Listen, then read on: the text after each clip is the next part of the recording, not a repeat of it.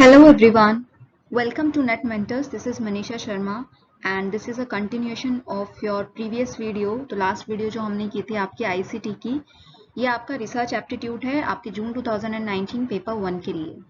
So as you already know हम कैसे अपने जो है सिलेबस को कंप्लीट कर रहे हैं. So what we are doing, हम हर क्वेश्चन पेपर को लेंगे अराउंड 2015 तक. उसमें जितने भी आपके क्वेश्चंस हैं from paper 1 and paper 2 of the respective subject उसको उठाएंगे and then we will cover. इससे क्या होगा कि सबसे पहले तो आपका 50% syllabus previous year question paper से ही कवर हो जाएगा. बाकी का जो 50% बचा वो आप अपने क्वेश्चन पेपर जो आपका सिलेबस है उसमें मार्क कर लीजिए एंड अकॉर्डिंगली आप उसको कवर करेंगे. ठीक है, उसको भी हम कवर कर लेंगे एग्जाम से पहले का. एग्जाम का तो अभी you don't know when it is going to happen, तो beforehand we should complete everything. Okay, so इस वीडियो में हम डिस्कस करेंगे about our research aptitude which is a part of your paper 1. तो अभी पेपर 1 की series चल रही है, तो जितने इसके सारे कंप्लीट हो जाएंगे उसके बाद जो पेपर 2 के बचे होंगे फिर हम वो कवर करेंगे कॉमर्स में.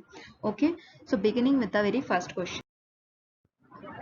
In this question it is asked, आपको एक डेफिनेशन दे दी है और उस डेफिनेशन में पूछा गया है कि ये किससे रिलेट करती है. तो what the definition says, research design that needs to collect factual information on a continuing basis is classified as, is it longitudinal study design, pre and post study design, cross sectional study design और double control study design. तो इसका answer होगा आपका longitudinal study design.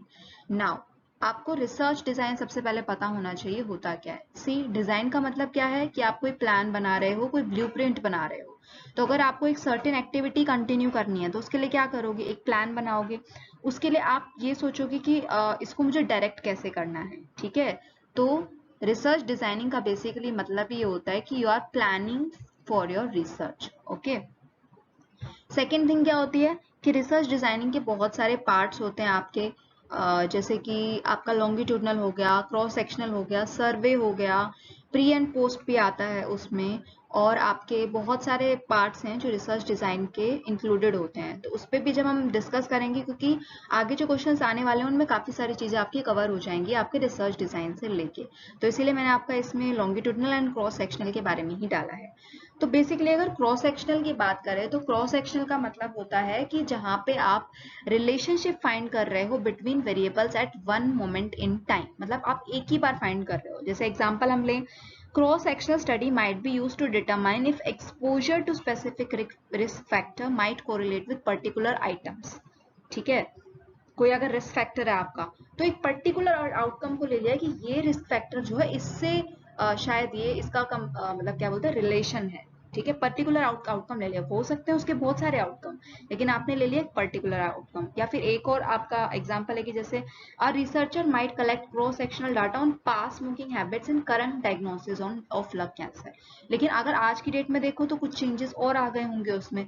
तो basically at one moment time पे जब आपका relationship find करते हो तो उसको हम बोलते हैं क्रॉस सेक्शनल रिसर्च. लेकिन वहीं पे अगर लॉन्गिट्यूडनल की बात आ जाए तो वहां पे आप बार बार सैंपल लेते हो, बार बार आप रिपीटेड ऑब्जर्वेशन करते हो. ठीक है, जैसे with longitudinal service the same group of people is interviewed at regular intervals. एक महीने आपने इंटरव्यू किया पहले, फिर एक महीने के बाद इंटरव्यू कर रहे हो, फिर एक महीने 2 महीने के बाद इंटरव्यू कर रहे हो. तो उसमें आपका क्या है, वेरिएबल्स जो हैं, जो आपने वेरिएबल्स ले रखे हैं अपने रिसर्च को कंटिन्यू करने के लिए, उसमें ये पता चल जाएगा कि चेंज कहाँ आ रहा है. ठीक है, तो over a series of time, over a continuing basis आपका लॉन्गिट्यूडनल रिसर्च चलता है. तो design permits the measurement of differences और change in variable from one period to another. Okay, I hope this is clear. Longitudinal का मतलब क्या है आपका, series of time continuing basis पे. क्रॉस सेक्शनल मतलब one point of time, one time, you can say that. Next question है आपका, snow ball sampling is the process of selecting a sample using. ठीक है, ये आपका एक नॉन रैंडम सैम्पलिंग का पार्ट है. तो वो आपको बताना है कि ये किसका आपका जो है यूज होता है इसमें, कि सैंपल को सिलेक्ट करने के लिए किन चीजों का यूज होता है. नेटवर्क का यूज होता है, ग्रुप का यूज होता है, स्नोबॉल का यूज होता है, या फिर कंप्यूटर प्रोग्राम का यूज होता है. सो बिफोर प्रोसीडिंग फर्दर इसका आंसर जो है दैट इज नेटवर्क. और उससे समझने के लिए स्नोबॉल सैम्पलिंग को समझने से पहले आप ये समझ लीजिए कि आपके दो टाइप की सैम्पलिंग टेक्निक्स होती हैं. एक तो प्रोबेबिलिटी और रैंडम जिसको बोलते हैं, एक होता है नॉन प्रोबेबिलिटी और नॉन रैंडम. तो प्रोबेबिलिटी के अंदर आपके आती हैं simple, systematic, stratified, cluster, area sampling and multi stage sampling. देखो एक आपका question multi stage sampling, stratified and systematic sampling से ऑलरेडी पूछा जा चुका है प्रीवियस ईयर क्वेश्चन पेपर में। ओके, तो हम उसको जब आपके प्रीवियस ईयर क्वेश्चन पेपर आएंगे तो उसमें कवर करेंगे। और नॉन प्रोबेबिलिटी का मतलब है नॉन रैंडम। ठीक है, आपके पास क्वालिटेटिव डेटा है, आप अपने हाइपोथेसिस लेके चल रहे हो, उसके बेसिस पे आप कर रहे हो। तो basically you don't have a sample, लेकिन अपने हाइपोथेसिस है। जजमेंट सैम्पलिंग हो गया, कन्वीनियंस सैम्पलिंग हो गया, कोटा सैम्पलिंग हो गया, पैनल सैम्पलिंग हो गया, स्नोबॉल सैम्पलिंग। तो ये नॉन प्रोबेबिलिटी या फिर नॉन रैंडम सैम्पलिंग के पार्ट होते हैं। तो अब बात आती है स्नोबॉल सैम्पलिंग क्या होती है। स्नोबॉल सैम्पलिंग होती है बेसिकली जब आप अपने रिसर्च पार्टिसिपेंट को रिक्रूट करते हो for a test of study. तो बेसिकली यहाँ पे बेसिकली पोटेंशियल तो बहुत हार्ड होता है फाइंड करने का। स्नोबॉल का क्या मतलब है यहाँ पे ये समझो। जब आप मान लीजिए अगर आप कभी हिल स्टेशन पे गए होगे तो जब आप स्नो अगर आपने देखा हो स्नो, तो जब आप स्नो को थोड़ा सा लेते हो, उसका सर्कल बनाते हो, बॉल बनाते हो, तो जब आप उसको ऊपर से हाइट से नीचे फेंकते हो तो क्या होता है, वो जो है धीरे धीरे बढ़ता जाता है। ठीक है, तो ऐसे ही इसमें होता है। इस सैम्पलिंग का नाम इसीलिए रखा गया है ताकि आप थोड़ा थोड़ा इन्फॉर्मेशन पिक करो और फिर एक लार्जर इन्फॉर्मेशन बन जाए। तो उसमें दो पॉपुलेशन होती है, दो आपके स्टेप्स होते हैं। सबसे पहले कि आपको पोटेंशियल सब्जेक्ट फाइंड करना है पॉपुलेशन का, ताकि आप उसको स्टडी कर सको। उसमें से अगर आपको कोई इंटरेस्टिंग लग रहा है तो आप उसको स्टडी कर सको अपनी रिसर्च के लिए। एंड सेकेंड स्टेप होता है कि आज दो subject to recruit other people. मान लीजिए मेरे को पता है, एक एग्जांपल हम सिंपल से एग्जांपल ले सकते हैं। मान लीजिए मेरे को एक जैसे I am a police officer, तो मुझे पता लगाना है कि यहाँ पे जो है कौन से ऐसे ड्रग डीलर है। तो मान लीजिए मैं एक ड्रग डीलर को पकड़ लेती हूँ, तो उसके हिसाब से क्या होगा, मुझे दूसरों का भी पता चल जाएगा, एक चेन बन जाएगी, नेटवर्क बन जाएगा। तो मैंने एक को पकड़ा, एक ने फिर दो को पकड़वा दिया, फिर तीन चार, ऐसे ऐसे आपकी चेन बनती जाएगी। तो इसीलिए उसको स्नोबॉल सैम्पलिंग कहते हैं। ओके, आई होप ये समझ में आया हो। नेक्स्ट क्वेश्चन है आपका, in which of the following research paradigms the focus of research is on interpreting reality in terms of participants perspective. Okay, तो ये बोल रहा है कि ऐसे कौन से रिसर्च टाइप है जहां पे आपका जो फोकस होता है कंसर्न का, वो रियलिटी को पार्टिसिपेंट्स के पर्सपेक्टिव से दिखाता है। या वो एक्सपेरिमेंटल है, एक्स पोस्ट फैक्टर रिसर्च है, एथनोग्राफिक रिसर्च है, या फिर सर्वे रिसर्च है। तो इसका आंसर होगा आपका एथनोग्राफिक रिसर्च। ठीक है, क्या होता है एथनोग्राफिक रिसर्च? क्वालिटेटिव रिसर्च होता है जहां पे आपको वेरिएबल्स को उनके नेचुरल एनवायरनमेंट और हैबिटेट में स्टडी करना होता है। आपका जैसे नेम सजेस्ट कर रहा है कि ethnographic research has its roots in the ethnography, मतलब डेप्थ ऑफ स्टडी। अगर आप किसी कल्चर को स्टडी कर रहे हो, मान लो आदिवासी को स्टडी कर रहे हो, तो उनका कल्चर को स्टडी कर रहे हो तो आपको डेप्थ में जाना पड़ेगा। तो बेसिकली जो रियलिटी है वो पर्सपेक्टिव, पार्टिसिपेंट के पर्सपेक्टिव से देखोगे, ऐसे नहीं है कि मेरे हिसाब से क्या होना चाहिए। इसीलिए इसको एथनोग्राफिक रिसर्च कहा जाता है। एग्जाम्पल ले सकते हो जैसे आप, ethnography study to assess the life of the restaurant. The main focus of this study is to compare norms of the worker when head of the supervisor is present at restaurant and when she is absent. अगर आप commerce के हो तो आपने ये पढ़ा होगा कि हाउथ्रोन एक्सपेरिमेंट के बारे में तो पढ़ा ही होगा कि क्या होता है। तो उसमें भी यही करता है कि जब सुपरवाइजर प्रेजेंट होता है तो वर्कर्स कैसे काम कर रहे हैं, कितना प्रोडक्टिविटी इंक्रीज हो रहा है, और जब वो अराउंड में नहीं होता उसके, तो सुपरवाइजर कैसे काम करता है। तो बेसिकली उन्हीं के सोशल नॉर्म्स को स्टडी करना, उनकी हेल्थ लाइफस्टाइल को स्टडी करना, वो आपका एथनोग्राफिक रिसर्च में आता है। ठीक है, तो इसीलिए ethnographic research is the right answer. दूसरी जो इसकी रिसर्च है उनको भी स्टडी कर लेते हैं।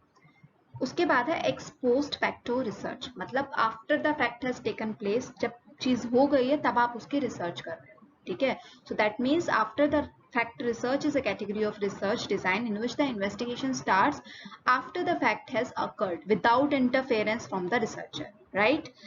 तो इसीलिए इसका एक क्वाजा एक्सपेरिमेंटल स्टडी भी बोलते हैं इसको, which simply means that participants are not randomly assigned. Randomly आप किसी को असाइन नहीं कर दोगे, जो चीज हो चुकी है उसी के बारे में आप स्टडी कर रहे हो कि क्यों हुई है, या इसमें क्या और ऐसी चीज है जिसमें आप इंप्रूव कर सकते हो। जैसे एग्जांपल लेते हैं, a researcher is interested in how weight influences self esteem levels in adults.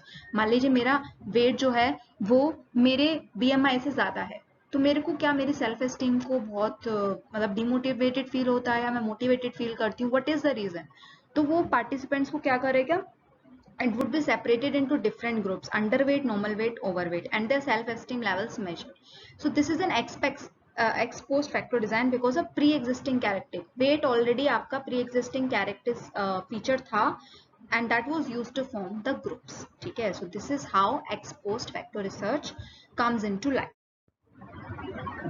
Next है आपका एक्सपेरिमेंटल रिसर्च. एक्सपेरिमेंटल रिसर्च क्या होता है? एक्सपेरिमेंट मतलब कोई कॉज है और फिर अफेक्ट है, किसी चीज का कॉज हुआ एंड देन उसका अफेक्ट आप फाइंड कर रहे हो, तो क्वांटिटेटिव रिसर्च मेथड में आता है. तो यहाँ पे आपके दो सेट ऑफ वेरिएबल होते हैं, एक आपका इंडिपेंडेंट होता है और एक होता है डिपेंडेंट. इंडिपेंडेंट का मतलब उसको आप मैनिपुलेट कर सकते हो, सिर्फ उसी में चेंज कर सकते हो. एक आपका क्वेश्चन भी आया था कि कौन सा ऐसा वेरिएबल है जो मैनिपुलेट कर सकते हो, is it independent, dependent and two more options were there, तो वो आपका इंडिपेंडेंट वेरिएबल होता है. तो इसीलिए इसके दो वेरिएबल होते हैं, तो डिपेंडेंट में आप क्या चेंज करो, कुछ चेंज नहीं कर सकते, क्यों, वो तो ऑलरेडी डिपेंडेंट है. So one or more independent variable are manipulated by the researcher as treatment. Subjects are randomly assigned to different treatment levels. और जो उसका रिजल्ट होगा वो डिपेंडेंट वेरिएबल पे ऑब्जर्व होगा. ठीक है, तो इसीलिए इसको हम कहते हैं एक्सपेरिमेंटल रिसर्च, जहाँ पे आप कॉज एंड इफेक्ट फाइंड करते हो. नेक्स्ट है आपका सर्वे रिसर्च. सर्वे रिसर्च का क्या मतलब है? सर्वे कुछ भी हो सकता है आपका. अगर आप पेंसिल, जैसे आप अगर स्कूल में आपको एक्टिविटी मिलती है तो वो आप वहीं के अपने क्लास से पूछ रहे हो क्वेश्चन पे, आपने ऐसे ही कुछ क्वेश्चन बना लिया, उसको आप पूछ रहे हो उनकी क्या राय है, and then you are finding the results. अगर आप बड़े लेवल पे कर रहे हो इन एन ऑर्गेनाइजेशन, तो आप क्या करोगे, आप बहुत सारी चीजें लोगे, ओपन एंडेड क्वेश्चन लोगे, क्लोज एंडेड क्वेश्चन लोगे, एमसीक्यू, तो ये सारी चीजें जो आएंगी, तो बेसिकली आप जो है इंडिविजुअल से पूछ रहे हो, आप एक प्राइमरी रिसर्च बना रहे हो, तो इसीलिए उसको हम कहते हैं सर्वे. और अगर आप इसको कहीं और से ले रहे हो, मान लीजिए गवर्नमेंट एजेंसी या ऑलरेडी जो पब्लिश डेटा है, तो वो सेकेंडरी रिसर्च हो जाएगा. और आप खुद से कलेक्ट कर रहे हो, फर्स्ट टाइम है, तो आपका प्राइमरी सोर्स हो जाएगा. तो आपको चारों पॉइंट्स आई गेस क्लियर हो गए होंगे.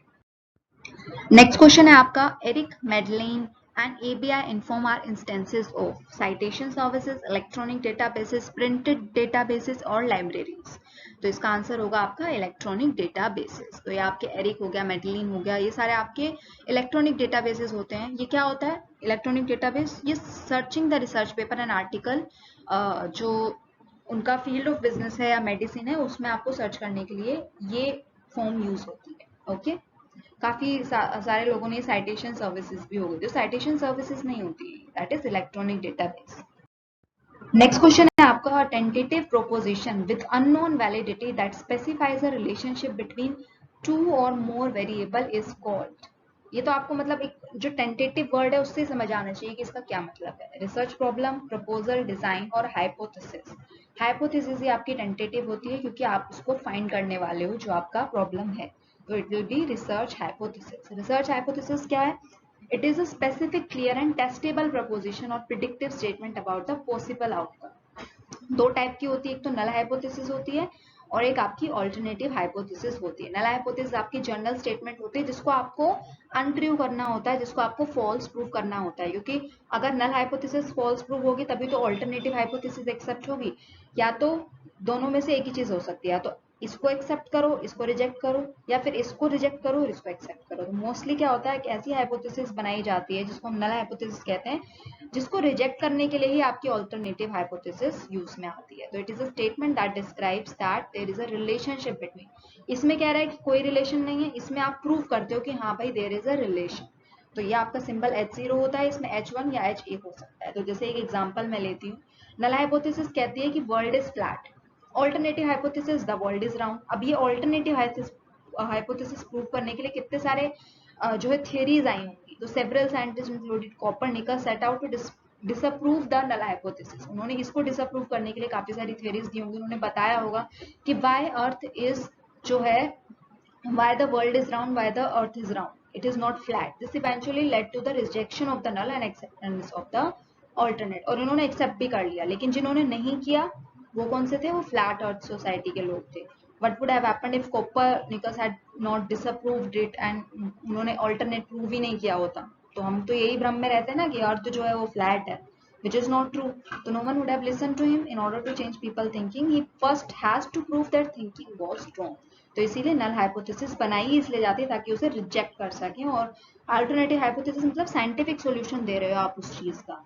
तो ये आपका जो रिसर्च मेथोडोलॉजी कॉमर्स में जो सब्जेक्ट है उसका भी बहुत इंपॉर्टेंट पार्ट है.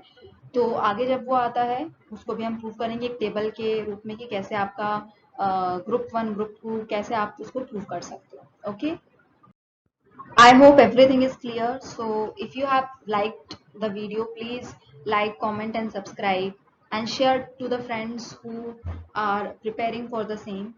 And likewise, I am uploading the videos on a daily basis. Not daily basis, but in a span of 2 or 3 days, I'm trying my best because I'm also doing other work. So thank you so much, and please do like, comment and subscribe. Thank you so much.